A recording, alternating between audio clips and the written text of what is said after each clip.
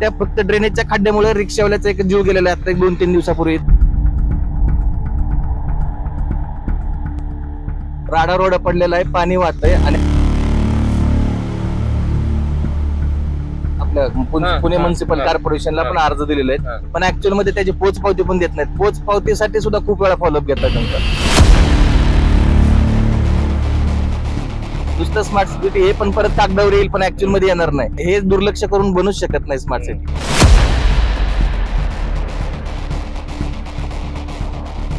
नमस्कार, स्वागत आहे आपला न्यूज डॉट्स मध्ये. आज आपण आहोत ARV रॉयल ही सोसायटी आहे, हांडेवाडी रोड काळे पडेल येथे, आणि इथं एक खूपच मोठा धोक्याचा स्पॉट निर्माण झालेला आहे. इथं तुम्ही माझ्या पाठीमागे बघू शकता, घाण पाण्याचा जो ड्रेनेज लाईन हे चेंबर हे ते त्याचं झाकण फुटलेलं आहे, ते चेंबर सुद्धा तुंबलेलं आहे आणि इथं आजूबाजू सगळं घाण पाणी जमा होत आहे. खालपर्यंत हे पाणी वाहत चाललेलं आहे आणि ह्या इथले जे रहिवासी त्यांचं असं म्हणणं आहे की ह्या दुचाकी व इथं रहदारीचा जे रस्ता हा वापरतात ते नेहमी ह्याच्यात पडत असतात. महानगरपालिकेला वारंवार तक्रार देऊनही महानगरपालिकेने हे काम अधुरं ठेवलेलं आहे. महानगरपालिकेने तसं तर दावा केलेला होता की पावसाळ्यापूर्वी 70% हे ड्रेनेजचे आणि हे जे चोकअप लाईन्स आहे ह्यांचं काम झालेलं आहे. पण तुम्ही इथं पोल खोल बघू शकता महानगरपालिकेची लाईव्ह. इथं ड्रेनेज जो तुंबलेला आहे म्हणा, सगळं घाण पाणी बाहेर येत आहे. येता जाता लोक तिथं पडण्याचा धोका निर्माण झालेला आहे. भैया क्या कब से प्रॉब्लम है ये? 1 से 1.5 महीना हो गया, बहुत पानी चलता है, हमेशा ही चलता रहा 24 घंटे.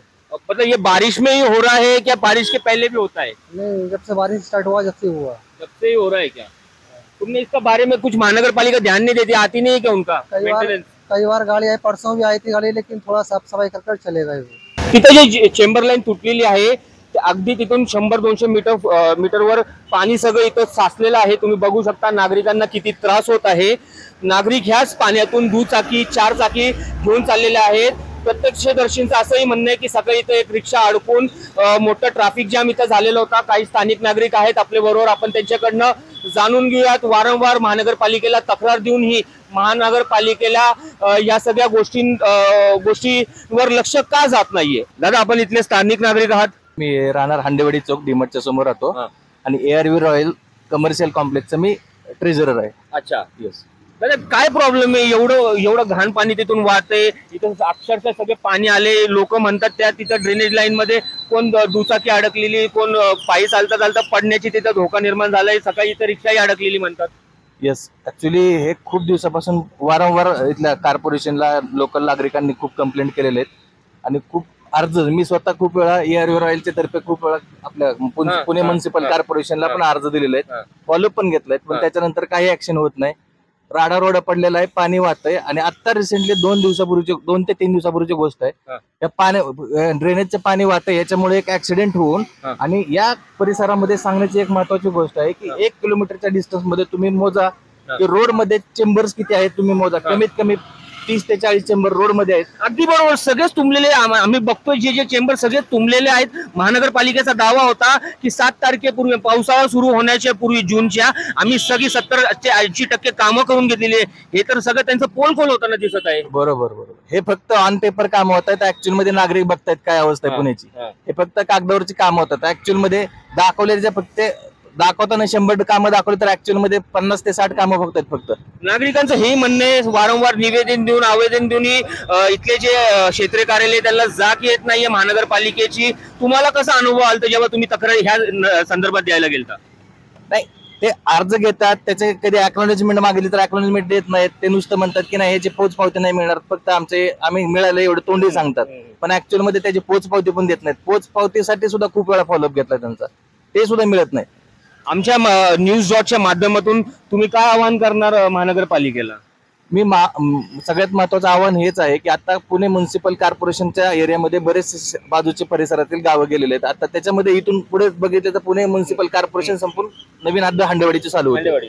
तर त्याच्यामुळं फक्त नागरिकांकडून टॅक्स घेतला जातोय, पण त्याच्या बदल्यात कुठली रोडची सुविधा, इलेक्ट्रिसिटीची सुविधा असेल, आणखीन इन्फ्रास्ट्रक्चर असेल कॉर्पोरेशनचं, ते कुठलंही मिळत नाही. खूप एक्सपेक्टेशन आम्हालाही माहिती आहे की कॉर्पोरेशनला गेल्यानंतर लगेच कुठली गोष्ट मिळत नाही, त्याला टाइम लागतो. पण कमीत कमी ज्या बेसिक गोष्टी त्या पाणी आणि हे ड्रेनेज रिलेटेड हे तरी त्यांनी हाय प्रायोरिटीवर घेतलं पाहिजे, हे आमच्या कॉर्पोरेशन कडनं अपेक्षा आहे.